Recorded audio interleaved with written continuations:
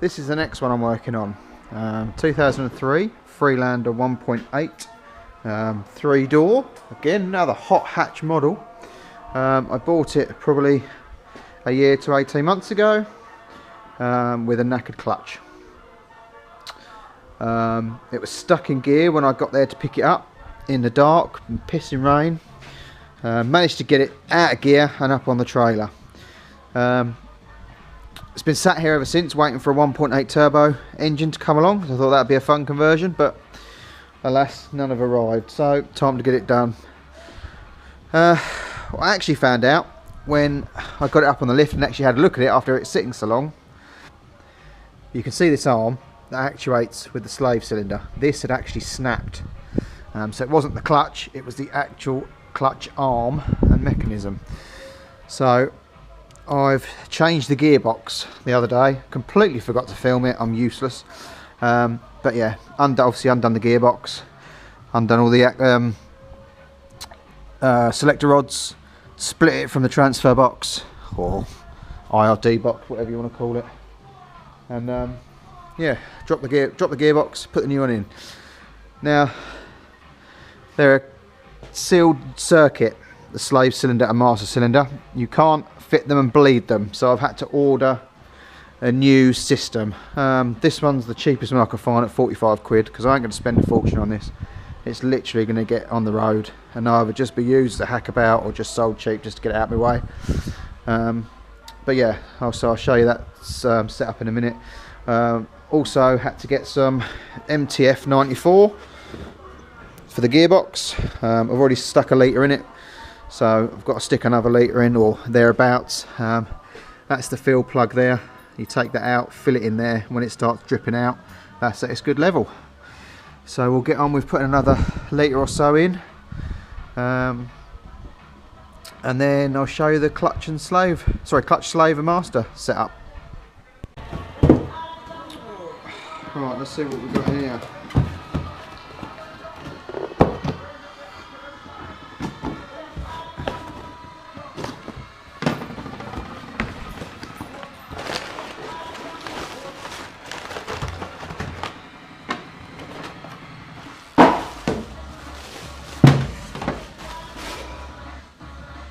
Right,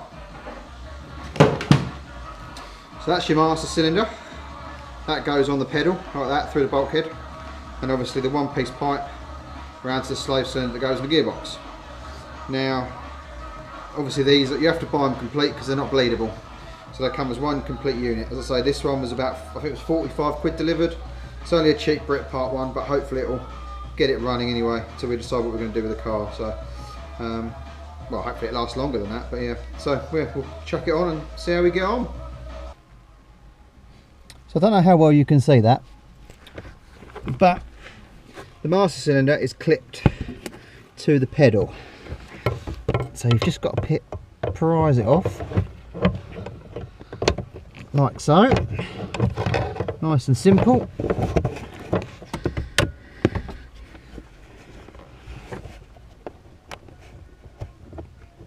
He says. Oh. Doesn't help that heater vent's in the way. There we go. Right, so that's off there. So now we've got to move to the front.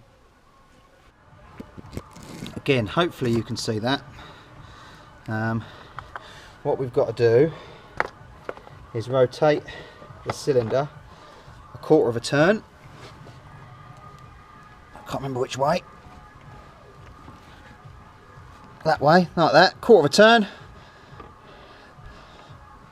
He says, again. And then it pulls out like that.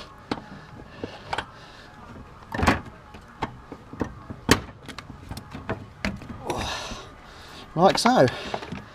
And then we need to feed the plastic tube out of the engine bay. And then this, I don't know if we can get any light on that subject. That's it. And this clip pops off here, like that. This one's all loose anyway because I've had it off when I've done the gearbox, hence why I'm having to replace it. But that comes off like that, and then fitting is reversal of removal.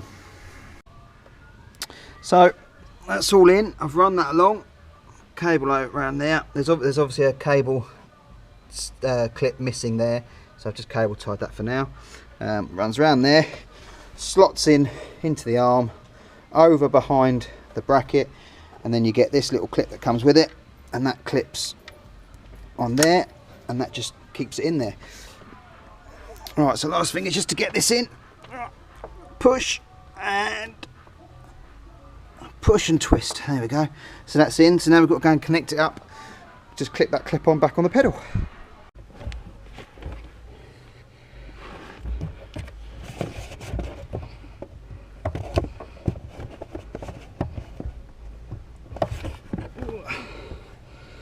Doesn't help that vent's right in the way. That makes life more awkward. So there you go. The clip is back on the pedal. It was a bit awkward actually. I had to pop off the master again, so I had enough room to better get it onto the pedal, clip it on the pedal, and then twist the master back in. So that's all done. So hopefully we've got a clutch now. Right, so it's all back together. Going to go for the first start up and see if it works. Going to need a jump start though.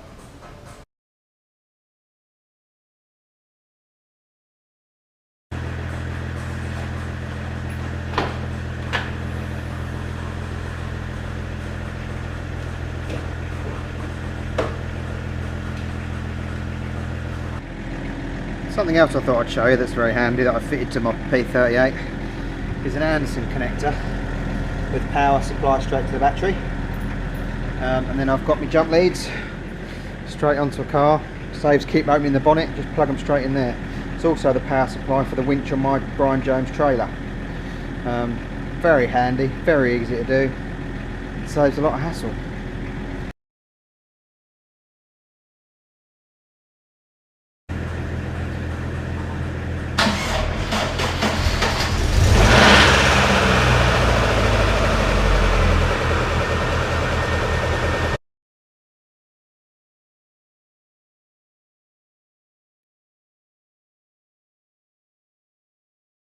So it starts. Question is, does it move?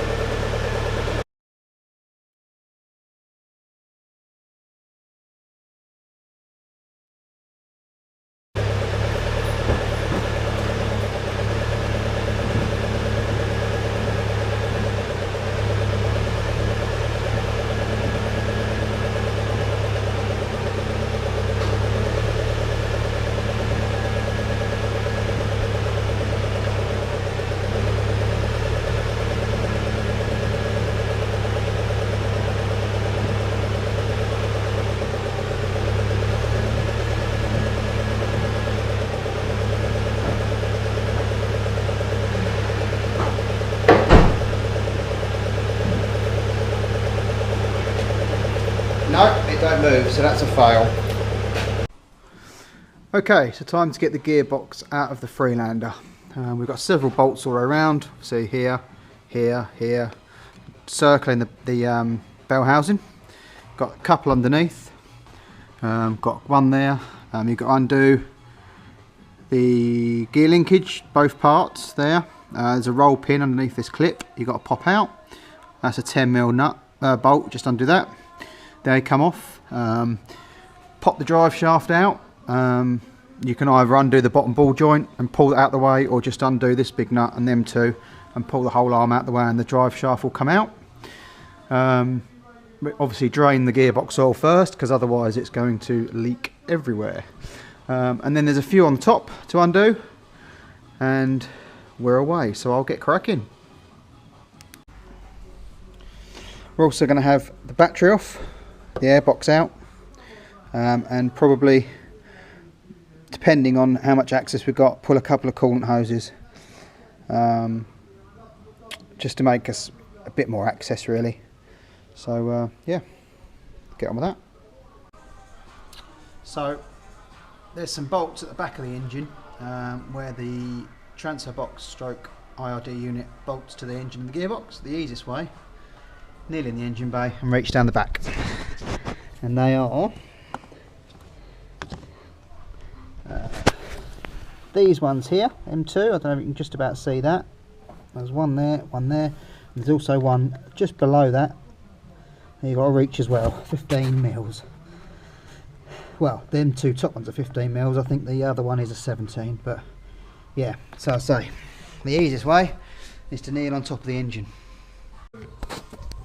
Next is the starter motor down here. It's the main live from the battery. There's a 13mm nut, and then you've got a spade connector for the signal wire. And then you've got two 15mm bolts with 17mm nuts going through the back of the engine. So that's the next thing to come off.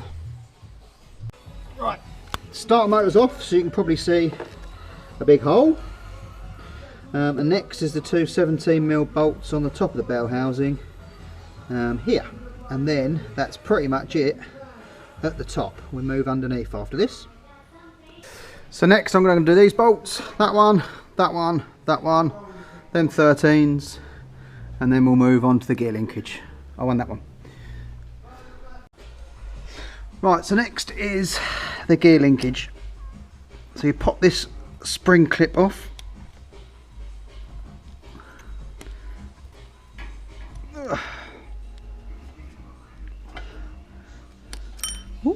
Like so, that's off. And then there's a roll pin in here. I've knocked up, I use this for all my K series PG1 gearboxes. It's just an M10 with the end ground down a bit to a point, and that fits in the hole perfectly, and then you can give it a whack. So we'll do that now. Right, so undone the 10mm that held that rod over that, like that. So you just undo it, obviously lift it off. So that's that rod out.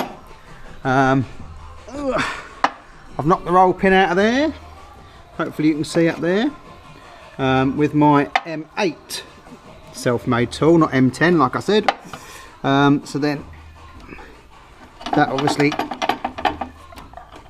wobbles off there like that. So that's that done. So that's up and out of the way. So next is that one bolt there. Then we've got to undo the wishbone. Now draining the oil out. It's a 3/8 drain plug. Just undo it. Let the oil drain out. Make sure you collect it and dispose of it responsibly. Hopefully that won't take too long. So I've popped off the sensor plug, popped off the reverse sensor from the loom, undone the 18mm nut for the front of the wishbone and the two 15mm on the back of the wishbone. So obviously this will come out with a pry bar. Oh, and also pop the drive shaft out with a pry bar. So give that a wobble, out that comes, and then the drive shaft will also come out. Like so. So there you go, I'll leave that there for now, but as you can see, if I just pull that out, the whole drive shaft will come out. So that's that. That bolt's out.